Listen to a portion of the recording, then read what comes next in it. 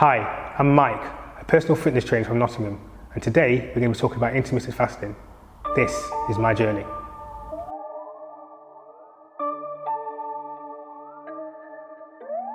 For a long time I wasn't really happy as to how I looked. I thought I'd been training for long enough and I wanted to look how I felt I should look. I used to go to Tesco and see those health magazines and see those guys on there and think, wow, I'd love to look like that. I should be looking like that. I've been training for long enough. I've been training for 20 years. Why don't I look like that? And then one day I literally just made the decision that I was going to transform my body. It was difficult and possibly unrealistic at the time because it was only 9 months ago. And I'm in my mid to late 40s right now. So I guess a lot of people wouldn't have thought it was possible. I remember looking in the mirror coming out of the shower and thinking to myself, who's that fat guy looking at? And realised it was me. I was in terrible shape, didn't like it. And I realised I'd been training for a long time and never even had a six-pack or anything. And I thought to myself, it's on my bucket list, you know, I want to be able to tick that and maybe one day sit down with my grandchildren and say, yeah, Granddad used to be a bodybuilder. he used to have a six-pack. But I just couldn't have said that 8-9 months ago because it just wasn't true. It used to annoy me going to the gym and seeing the same guys in the same position, nobody's really changed, and I just thought to myself, you know, I really do want to make that change. So, like I say, I just made that decision and decided that I was going to start intermittent fasting. So, before I actually started intermittent fasting, I wanted to have the right mental attitude for it. So, I set out and did a 24-hour fast. It was hard, and while I was doing it, I was actually drinking water and green tea at the time, and obviously absolutely no foods whatsoever. And just to keep my mind occupied and keep my mind off the fact that I'm not eating, I was doing a lot of research into intermittent fasting and what it was. And some people say it's a eating plan, some people say it's a diet, some people say it's starvation, but I think intermittent fasting is what you make of it. Like some people do it every other day. I've decided to do it every day, not every other day, but every day. That's how I've decided to do it. I wanted to commit myself fully into it, so I didn't want to do 12 hours or 8 hours of not eating. I wanted to really make a difference in my body, so I decided at the time to do 20 hours of fasting and then eat in a 4-hour window. And I knew I would have the mental strength to do it because, like I say, I did what was starting off as a 24-hour fast turned into a 72-hour fast, and that was at Christmas time. So obviously I've got all my favourite foods around me and I managed to abstain from all that. So that's when I knew that deep down inside, this is something I really wanted to do and it's something that I had the mental ability to do. So after the 72 hours of a complete fast, nothing but water and green tea, I went into my third day by really trying to eat the right types of foods. And I guess at the beginning, looking back at it now, I know in the beginning I was breaking my fast in the wrong ways. And it was really frustrating because you've been through a 72-hour fast and then you break it in the wrong way. And by the wrong way, I mean I was breaking it by having carbohydrates. And I've learned that carbohydrates is the enemy. So I was really upset that I was putting so much effort into it, but not really doing it right. So obviously I just had to take on the chin and accept that I probably broke it wrongly. But I did some more research as to how a fast should be broken, and different people do different things. So I decided to sort of turn this intermittent fasting into a tailor-made diet for myself. So I didn't really follow anybody. I didn't do what anybody else said. I sort of listened to myself and did what I wanted to do, because at the end of the day it was me that was making the commitment, nobody else. So there's no point in me fasting for 72 hours and asking John down the road how I should break my fast, because John down the road's not doing the fast. I was going through all the hard work, so I decided to do it myself.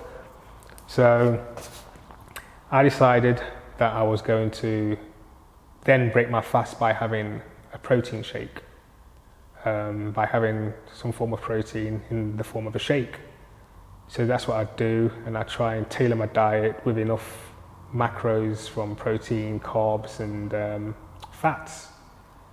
So every single day from Christmas of last year, I wrote down every single thing that I had to eat up until the present day. So I was writing down my macros, how many calories I was eating, how much grams of fats, how much grams of carbohydrates, how much grams in protein. And I started off with a high amount of protein, possibly too high, but it kept me satiated, so I kept up with the fast. And then I started to look at my carbohydrate figures, and I realised that although I was eating good carbohydrates, I guess, vegetables, oats, cereals, I decided that that was too much. I really wanted to make a difference. I really wanted to change my body and, like I say, look like the guys in the magazine. So I decided to drastically cut carbs. So the only forms of carbs that I had was in the forms of vegetables and fruit and yogurt too. So eventually I brought my carb level down to about, after the first month, it was about 60 grams of carbs in a day, which a lot of people were saying was crazy. But I developed my diet, and my carbs went even lower, to be honest with you. The calories started off at about 2,000, and they went down drastically. As soon as I seen my weight plateau out, as soon as the weight wasn't going down anymore, I dropped my carbs again, because all I wanted to see was the scales be going down and down and down. I was putting a lot of work into it, and I didn't want to give up. So as my weight did go down, which it did quite rapidly at first, as it started to slow down, I tailored and tinkered my diet so that it would continue to go down, because weight doesn't go down like that, it goes like that. And I was obsessed, literally. I know you shouldn't be obsessed, but I was like weighing myself 4 times a day. I trained twice a day, so in the morning I'd weigh myself before I trained fasted, come out of the gym, weigh myself again coming out, go home, rest, come back to the gym, weigh myself, realise that the weight was still coming down throughout the day, do another session, walk out the gym, weigh myself again, realise obviously with the training I'm putting in, it's still coming down. I'd eat at night time, and then when I came to the gym again the next morning, I realised that my morning weight would be my highest weight. So I wasn't best pleased at my morning weight. I used to sort of like cover my eyes and look at the scales, because I knew it would be heavier than, I'd be heavier going in than I was walking out the previous day. So that took some getting used to. So basically throughout the day, in day terms, I get lighter throughout the day because I don't eat until 9 o'clock. And I break my fast at around 8 o'clock by having mint tea or green tea. At first I used to be drinking water, because I knew obviously you have to keep yourself hydrated. But I limit my water intake to about my fluid intake I limit to about 2.5 litres per day. And that now mainly comes in the form of, it all comes in the form of tea, either mint tea or green tea. So I don't drink like bottled water or filtered water. I used to. I mean, I really do love it, but I like it that much that I know I'd go over my quota. And the reason why is because I just didn't want to carry any water weight. I wanted to see as much rapid progress as possible. So I tailored my fasting again and decided to do dry fasting. Not the extreme dry fasting when you don't touch water or you don't bathe or you don't brush your teeth. To me, that's over extreme. It wasn't that extreme. Basically what I did was I only drank from the hours of 8 at night till bedtime, which was about midnight. So I gave myself a 4-hour window to drink. Again, I'd limit myself to 2 litres of fluid in any one day. I started off my fasting by having 4 meals within a 4-hour period. So I'd start eating at 8:30. My second meal would be at 9:30, 10:30, and 11:30. And obviously by 12 o'clock, absolutely nothing was passing my lips. That was it. So that's how I started it. And then I realised that it was kind of difficult and awkward as well. Not to eat all day and then to have 4 hours at night time just before bed to eat was kind of awkward. So I decided to change it, and I surprised myself. I now do OMAD, which is obviously 1 meal a day, and I just find that method of eating works for me. I used to see people and research people that did OMAD and thought they were crazy. There's no way I could do that. Absolutely no way. Eating once a day, But for me, I'm really satiated when I eat the one meal. And my one meal, it won't literally just be a plate and just the one meal. I'll have, it could be tuna steaks with rocket leaves, because rocket leaves, obviously it's green and it's very low in carbohydrates as well, and obviously it's good for you. I'll have my eggs, and then once I've eaten that, I'll have strawberries and yogurt. After I've eaten my strawberries and yogurt, I'll sort of like satisfy my need for a craving really, by having rice cakes with peanut butter and honey. And for me, that was just heaven. That was like my pudding. That was like having a gâteau. So every night, or every day I should say, I'd always have something that I look forward to. And I always look forward to my rice cakes, peanut butter and honey. For me, there's nothing better than that. That's like my McDonald's. So I love that. So I know I'm not going to break. I'm not going to suddenly, go to KFC and buy Kentucky, because I know that I'm satiated and satisfied with my rice cakes. It's something I look forward to. I've got my favourite peanut butter. And like I say, I've got my sweet tooth satisfied with the honey. So for me, that's great. That's something that I know that I can keep up with. I've never really been in great shape. I've always been one of those guys that sort of like looked big, looked all right in a shirt and a jacket. People turn around and say, "Oh, big lad, isn't it?" I sort of like that. But obviously, when I took my shirt and jacket off and all came out of the shower, the guy who I seen standing in front of me, I didn't really like him. There was no definition. It was just a soft body, and I just didn't like it. And I really wanted to do something about it. So that's why I decided, I guess, from December of last year to take a more serious approach to training, and hence the intermittent fasting. One of the to-do things on my bucket list was to compete, which at the time was sounding impossible because I'd never competed before.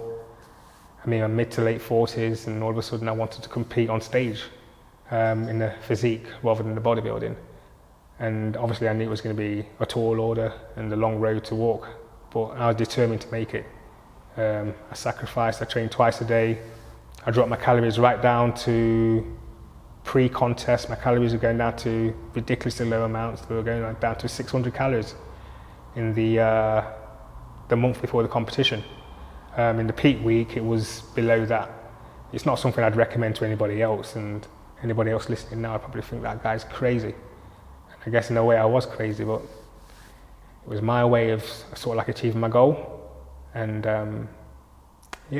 about 6 weeks ago, I went to Gravesend down south, competed in my first competition and got placed second. So something I can tick off my bucket list. I'm proud of that. So I've got the bug now, and I'm going for another competition in another 6 weeks. I'm still eating healthily.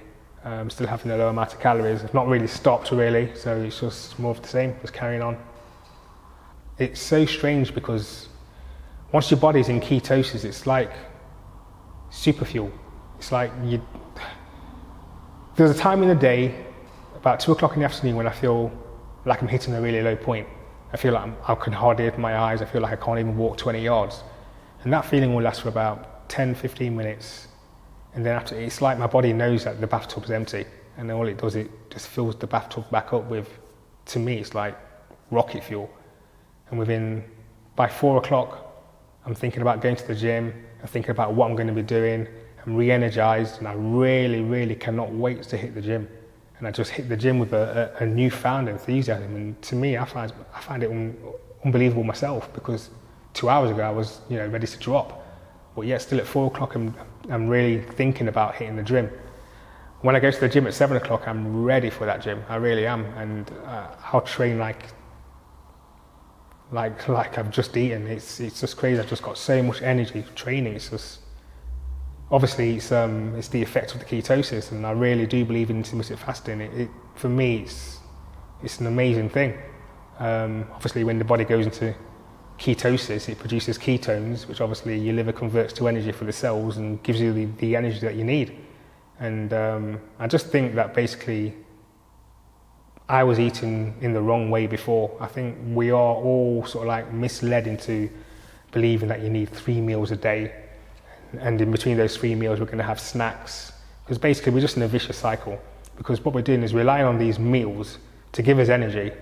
And as soon as, our glycogen depletes, we just in a cycle of refueling by eating something else and eating something else. And obviously, we're all led to believe that 3 meals a day is what you need. Breakfast is the most important, but I've learned that it's not. As Homo sapiens, we're not designed to eat 3 meals a day with snacks in between. We're just not. We're hunter-gatherers by nature, so we might have a big kill one day, and we might not eat again for the next 2 days, and that's how we survived and adapted, because we are adaptable. So I just find that really works for me, and I think if anybody else gave it a chance, I think it would work for them too. You often hear survival stories of people being lost in the jungle for days and days and days, but they've managed to survive off a bit of water and eating vegetation. I don't think it's anything remarkable. I think it's something that we're designed to do. We're just programmed to, sit down, watch the telly and be throwing all these advertisements about putting the kettle on and having a biscuit, or sitting down and going on your phone on to an app where some guy's going to knock on your door in a minute with a pizza. And we're just used to that. And I just think it's a lazy way of thinking and a lame way of living. And obviously, in Britain now, we've overtaken the US with obesity, which is ridiculous. So it's not something I want to be a part of. My mission is I would like to compete in the finals in Nottingham, Mr. Physique. I'd like to educate people about intermittent fasting and the benefits it can do. Hopefully somewhere on this video you'll see my before and after picture, and it is me. And hopefully even if I inspire one person, that'll be great. Because a year ago I would have thought that doing this would have been impossible. To go from where I was. I mean, I've lost 3 stones in 8 months, transformed my body, and actually stood on stage and been placed. And it's an achievement that obviously I'm proud of. And if I'm really honest, when I started the long road, I would have been happy with just going to the competition in good shape. But to be placed as well, I couldn't have asked for more than that. So it's just given me the bug to see how far I can really take this thing. So that's what I want to do next, just push myself to the limits, and like I say, just educate people about intermittent fasting, and to see what happens, and take it from there, just go as far as I can go. This has been my personal journey to intermittent fasting. If you want to know more or share your journey, please leave a comment below. Thanks for watching.